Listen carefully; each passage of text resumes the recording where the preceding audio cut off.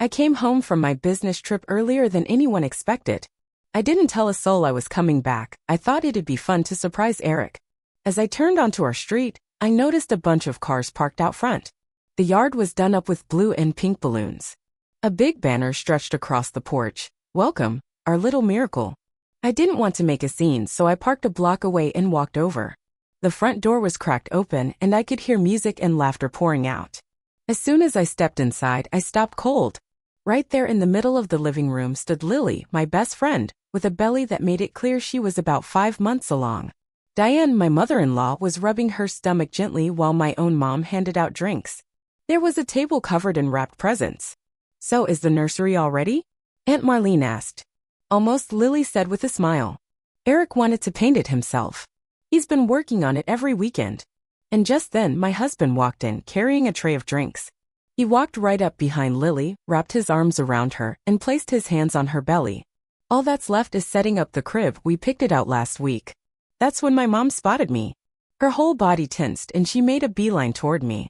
Rachel, we weren't expecting you, she whispered, grabbing my arm. Let's step outside. We need to talk. I yanked my arm free. Talk about what? I said. You mean how my husband knocked up my best friend while I was busting my ass in another country? She started, but the room had already gone silent. Lily looked up and the color drained from her face. Eric stood frozen, his hands still on her stomach. Rachel, he started. Don't, I snapped, cutting him off. How long have you been lying to me? Nobody said a word. My dad, standing off to the side, couldn't even bring himself to look at me. I can explain, Lily said quietly, stepping forward. We didn't want you to find out like this. Oh really? And when exactly were you planning to tell me? After the baby's born? Or maybe when they start college?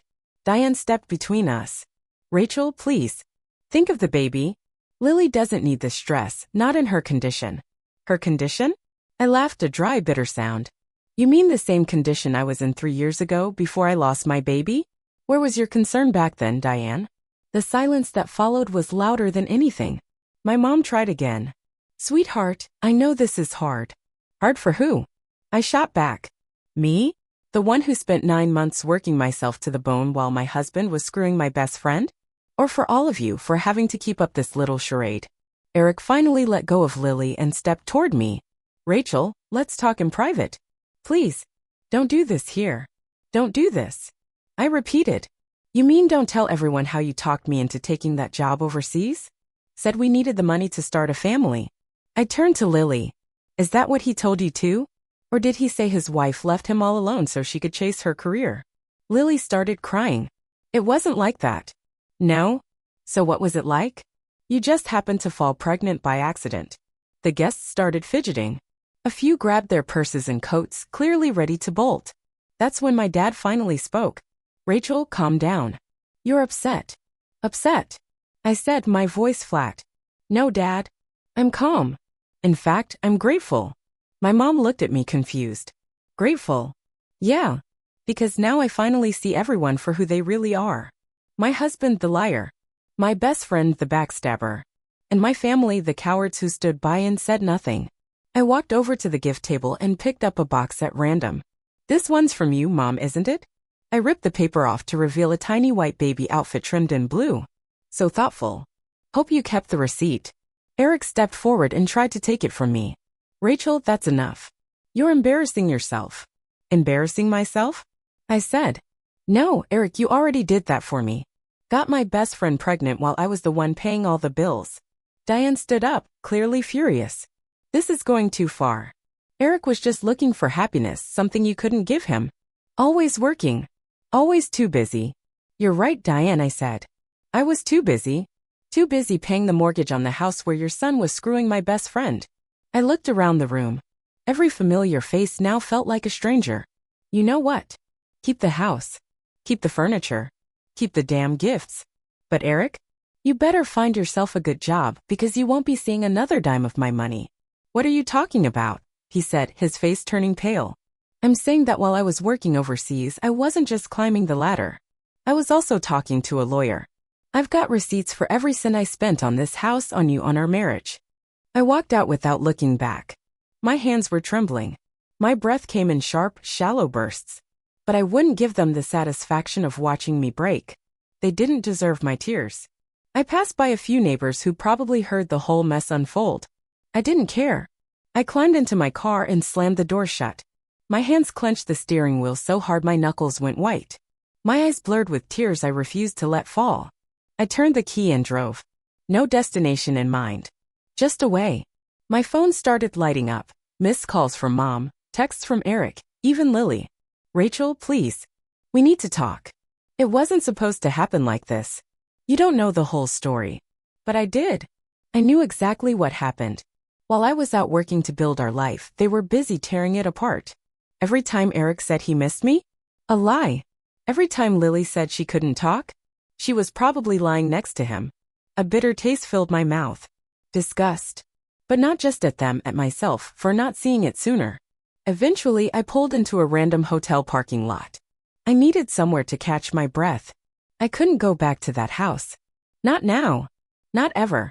That house was a monument to my humiliation. I walked up to the front desk and asked for a room.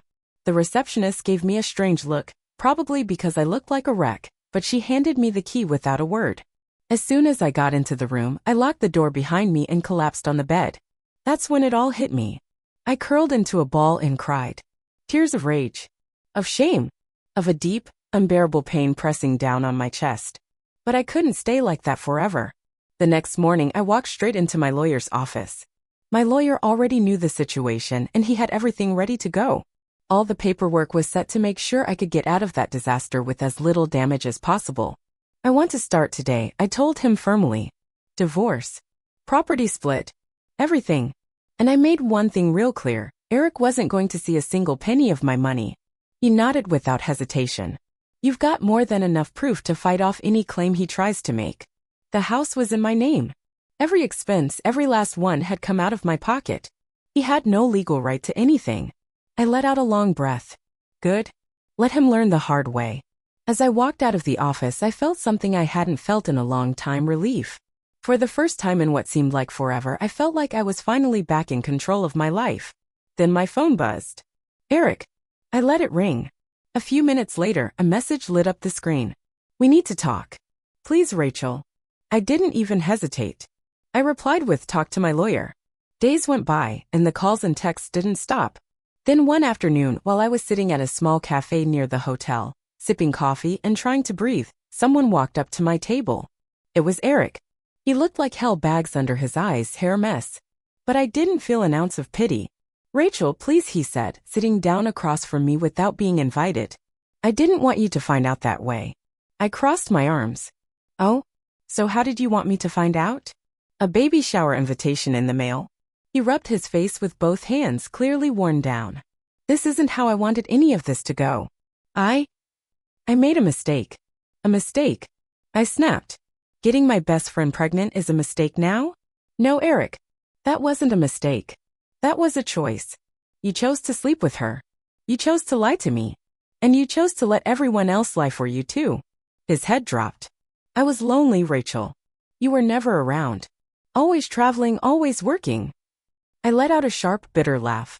And why do you think I was working so much, Eric? Who do you think was paying for that house you lazed around in? He didn't say a word. You want to know the worst part?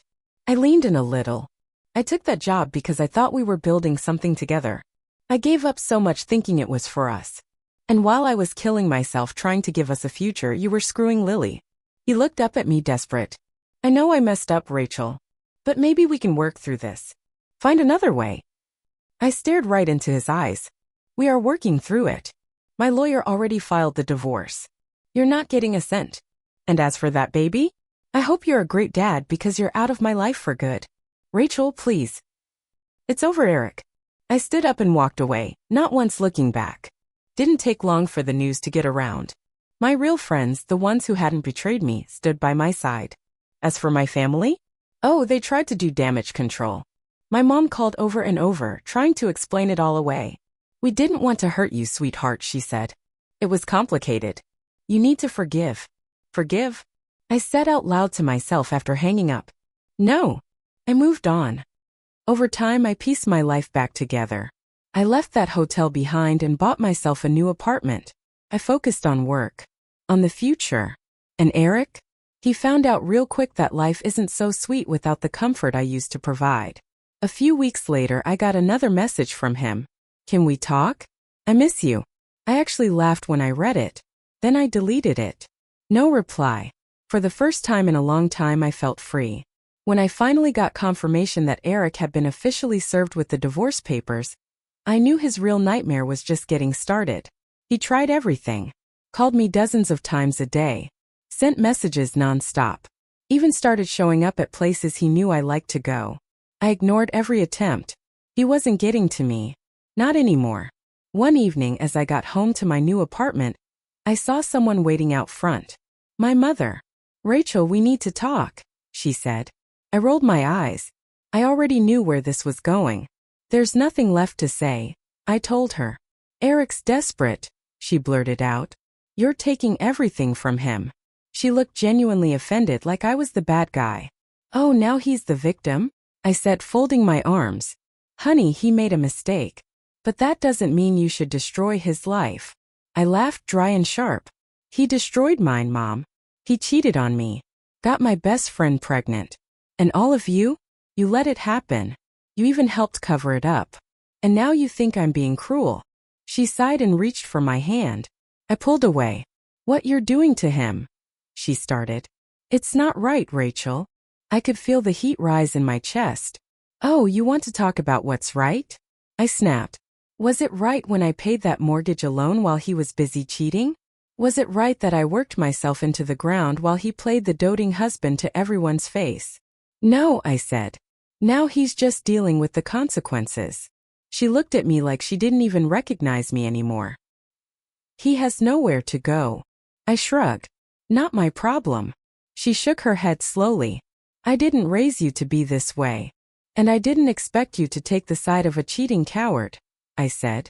Then I walked into my building and left her standing there. Days passed and things only got worse for Eric. Since I'd been the one paying for everything, the bills started piling up fast. Mortgage was overdue. No money coming in. He was sinking.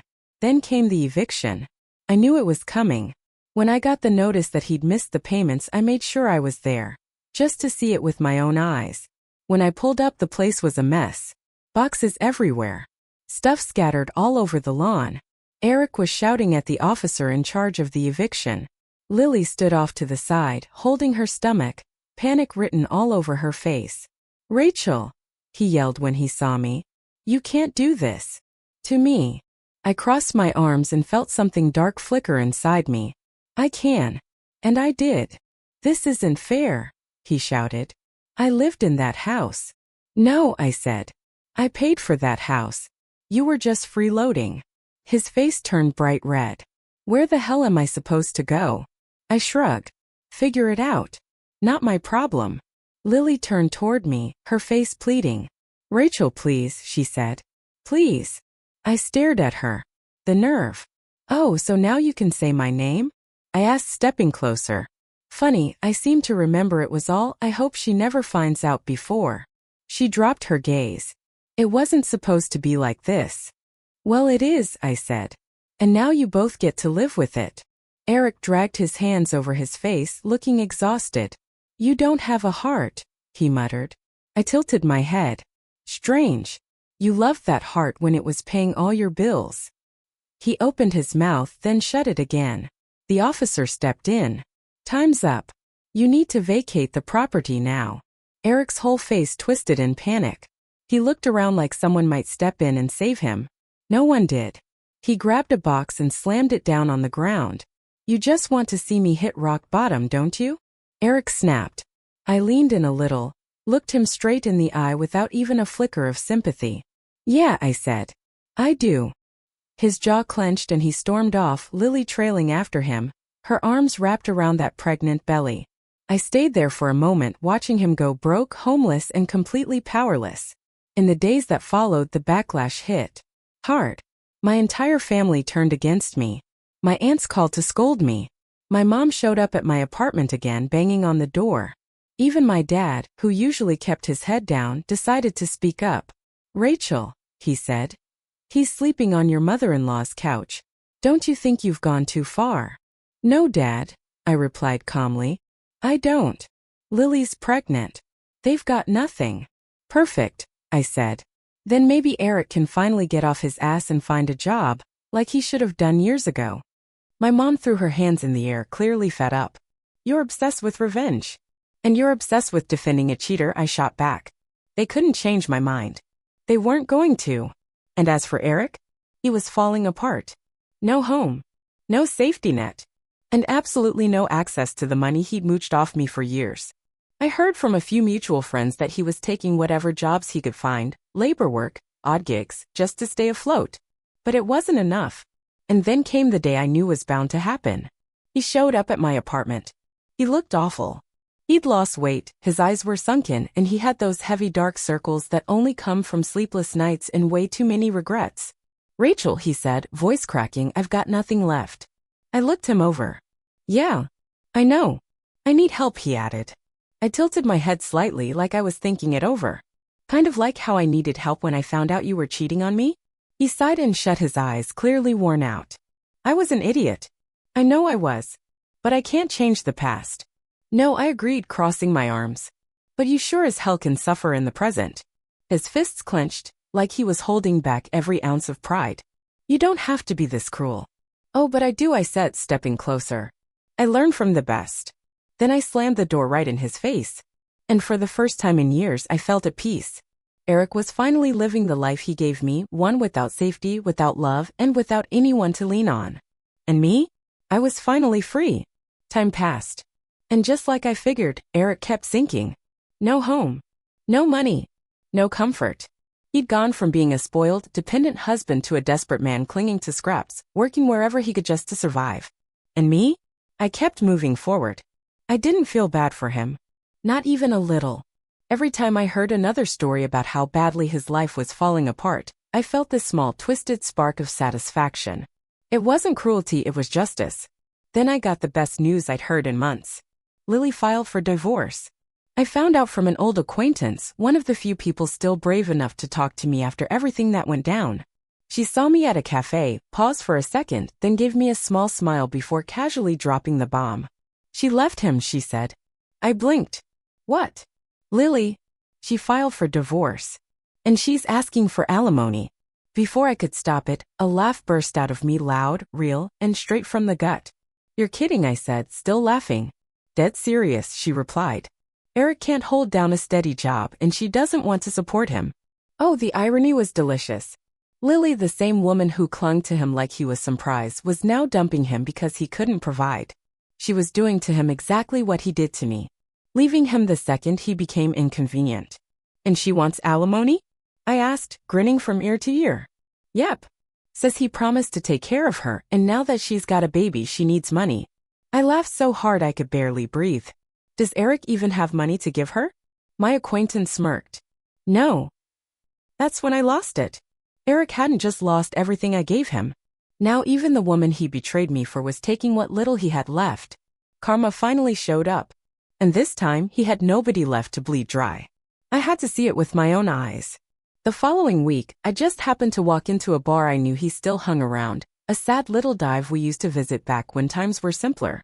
It was probably the only place he could still afford. I spotted him sitting at the bar, hunched over a cheap beer. He looked like a shadow of his former self, thinner, hollow-eyed, with an untrimmed beard and a face full of failure. I took my time walking in, sat 3 seats down, and waited. He saw me immediately. His expression hardened. What do you want? He muttered, voice low and rough. Nothing, I said, picking up my drink. Just enjoying the view. He let out a heavy sigh. You happy now? I took a sip and smiled. Yeah, I really am. He shook his head, clearly disgusted. You think this is funny? Eric, I said, I think this is hilarious. You threw away our marriage for Lily, and now look at you. She left you. Took the little you had left. He rubbed his face, tired and beaten down. You don't understand. Oh, but I do, I said. Tell me, how'd your grand love story fall apart so fast? He didn't say anything right away. Just stared at his empty glass. She said she couldn't stay with someone who had nothing to offer. Funny, I said. That's exactly what you used to say about me. His jaw tightened. His eyes shut. You don't get it, Rachel. Oh, I get it just fine. You were only good enough for her when you made life easy. Now that you're broke and useless? She tossed you out like trash. He didn't argue. He couldn't. I stood up, ready to leave. You want to know the best part? I said, turning to him one last time. You earned every bit of this. Then I walked out. Left him sitting in his misery. After that, I cut ties with everyone tied to my past. My family? Gone. Those two-faced aunts who kept preaching forgiveness? Done. My mother, who insisted I was being too harsh. She was out of my life too. I didn't owe any of them a damn thing. The only person I owed anything to was me. So I started fresh. I rebuilt my life from the ground up. Bought a new apartment, just for me. I got rid of everything that reminded me of that mess of a marriage. Donated some things. Burned others. Eric and Lily? They were erased. I went out more. Met new people. Laughed without guilt. Breathed without pressure. For the first time in years, my life was mine. And while I kept growing, Eric kept sinking. Months later, I heard he tried to appeal the divorce settlement, said he deserved alimony now. The judge apparently laughed in his face. Lily kept squeezing every dime out of him she could find. And me? I had never felt better. The world had finally balanced out. I was free. And Eric? He was getting exactly what he deserved. Thanks for sticking around and listening to my story.